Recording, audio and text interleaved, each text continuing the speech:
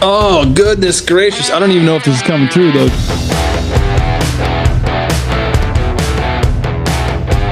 What do we got going on? Hey, guys. Hey, everybody. Audio is working. Sound I don't know great. if you can see me. We got a couple phones going on here, so I apologize. We got Jose's phone, the ThaRookHauler.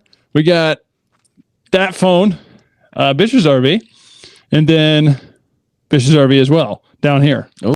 So we can hear. All right. Sweet deal.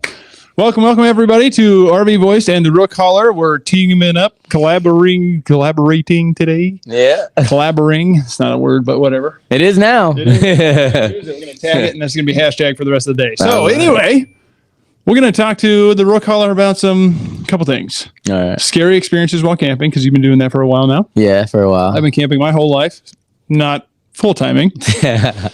But yes, I had some experiences myself as well. Then we're going to ask him about must-haves while camping. So this will be interesting. So first off, let's start about the scary experience. You want to go first? Yeah, scary experience. So I never thought I would ever experience anything scary in my life. There's always all these stories online about campers just coming across unexplained things such as noises and things that they've seen, and I never thought that would actually happen to me, but I felt like it probably would at some point in time. So I actually went camping one time in Leadville, Colorado. If you guys didn't know, Leadville has like the highest elevation out of any city in the country. It's awesome. Cool little spot. Yeah, it is a beautiful, beautiful city. And I was doing some dry camping, and I wanted to get into like a tent.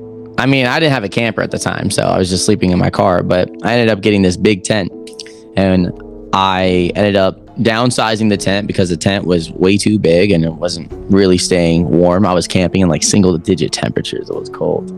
Burr. Yeah, very burr. Super burr. It was cold.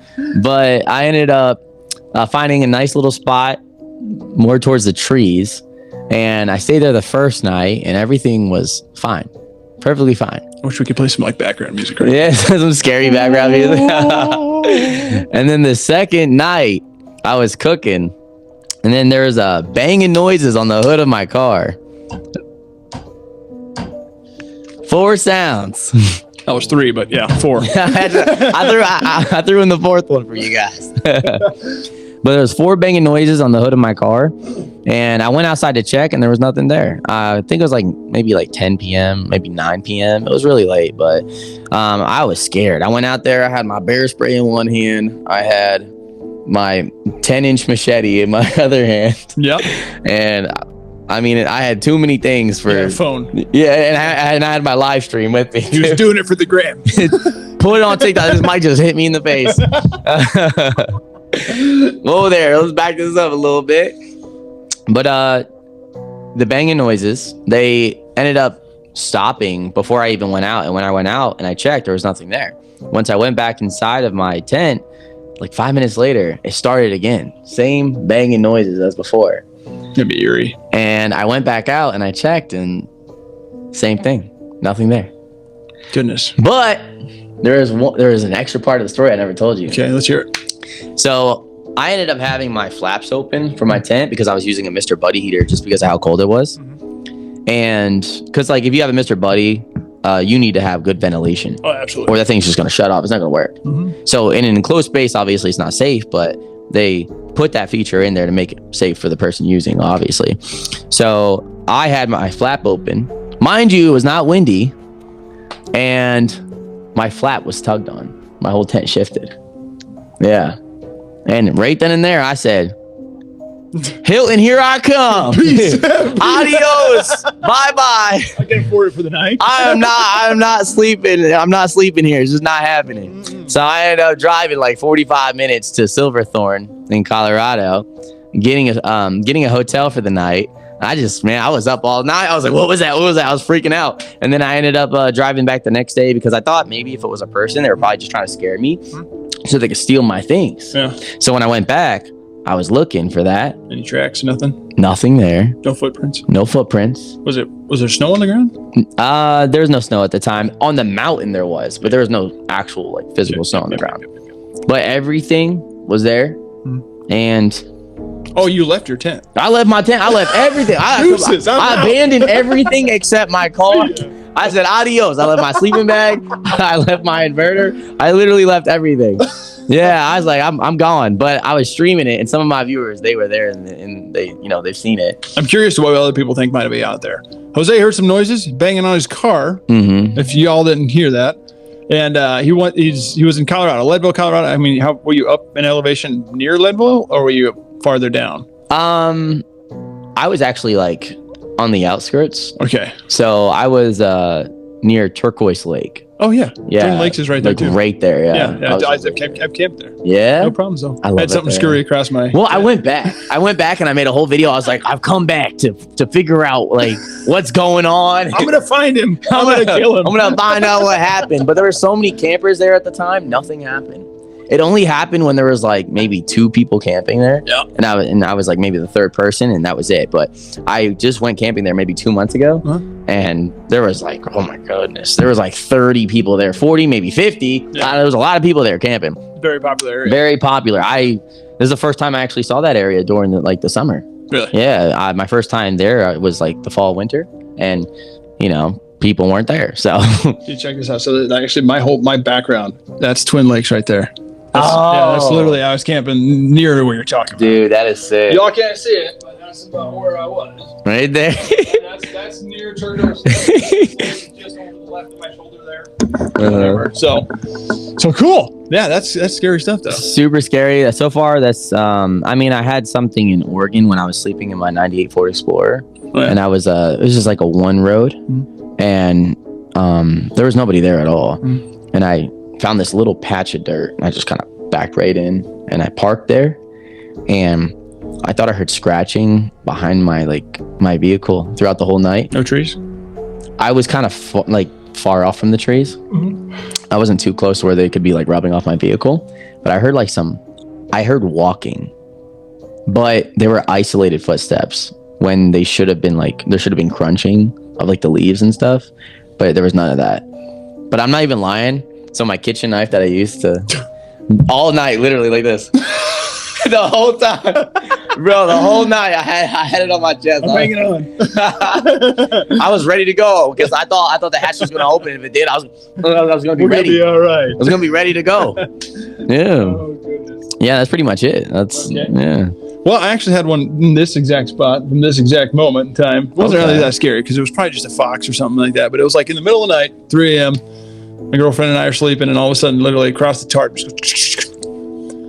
and the dog never did anything. The dog that was there never did anything. Oh, yeah. But I'm like in there, like I have the axe, a hatchet. I'm like, just like me, except with a knife. Well, now I have a pew pew, so I'm a lot less worried about it. Okay. But anyway, my scary story. You ready? Yeah, I'm ready. Did everybody hear everybody's story? If you jumped on late, appreciate you joining. But Jose's story, heard some banging, maybe Bigfoot. Put in the comments what you think it might have been. Leadville, Colorado. Did you ever Google anything about that? No, I tried seeing if the area was haunted, and there was nothing. It said it was like native land. Possibly. But that's pretty much it. Yeah, but Beat I it, haven't kid. Get seen out of here. anything. Yeah. I did stay at a really scary area before, but nothing happened to me. It was up in Montana off of Highway 2. Really? And it was a boulder or something. It was like something just fell. it was a medicinal rock that was used by the natives a long time ago. And my viewers were like, that area is haunted. It's haunted. I was like, no way. I looked it up. Was it the Crazies? No. Oh. No, it wasn't. It was probably close to that area. Crazy Mountains. Possibly. Well, it was like a rest stop. And I was driving my truck at the time. I was a semi-truck driver. Oh, okay. I needed a place to sleep. I had no hours left. Literally, I was overtime. So I was driving illegally at that point. So I found this little spot in the pitch black, like off of Highway 2. And there was one light illuminating this rest stop. And it was just dark. And it didn't even look like your traditional rest area. It looked like just a weird gravel area. And that was pretty much it. But it could fit my truck. Yeah. And then there was a rock. And then you could read about the rock. But apparently when they were constructing that highway, they moved the rock, and people were calling about the rocks moving by themselves. Don't move the rocks. Yeah, well, Don't move the rocks. I made a video about how that area was haunted, and people were like, "Whoa, that's crazy!" And I was like, "Yeah," but nothing ever happened to me there, so thankfully, good to go. Jeez, Pates. Well, been a lot of places, buddy. Yeah, man, all over. Yeah, this guy's been everywhere, man. Literally, traveling in a truck, then living in his car for a while. Now he's living in an RV, so that's why he's on the Vicious RV podcast. Heck yeah. we're gonna get to the RV voice eventually, but we got to get the enough followers to go live. So we'll get there. Yeah, I gotta get them all. You know, we're streaming from 3 devices right now. It's all over the place. Oh goodness. So anyway, my turn. Okay, my turn. So I was in Royal. It's called Royal Grove. No, Royal, Nebraska. Royal, Nebraska. So it's near Neely, Oakdale, basically center of Nebraska-ish, northern side. Okay. Anywho, so we were out there fishing, my dad and I, and then his best friend and his son. And we went out there fishing for 2 or 3 days. I can't remember. I was young. I was probably 10 to 12 years old at this time. We went fishing all day, caught nothing. They caught one master angler bass that day, which is great, but we didn't catch nothing. Caught some sun. That's about it. So, and anyway, so that night we were camping out on the far side of the lake, and there was no, I mean, we're in the middle of like desolate Nebraska. There's nothing out there. So we're camping out there. We're cooking. I think it's Denny Moore and hot dogs. If you guys don't remember Denny Moore, it's like Chunky Campbell's, but way better. So all of you remember that. Get some Denny Moore. It's really good stuff, dude. All right, I'll try and that. some Lowry salt, you know, good stuff. Yeah. But anyway, so we were having that, and then my dad's buddy looked over across the road that we were on. He's like, "Do you remember seeing that light over there?"